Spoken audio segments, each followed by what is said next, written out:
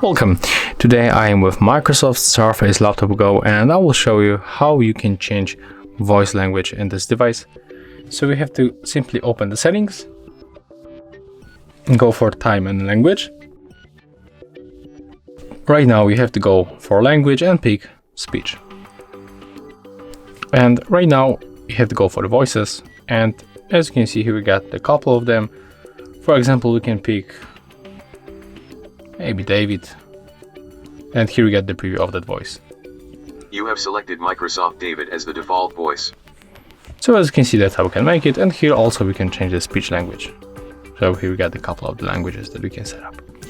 And if you find this video useful, remember to leave a like, comment and subscribe to our channel.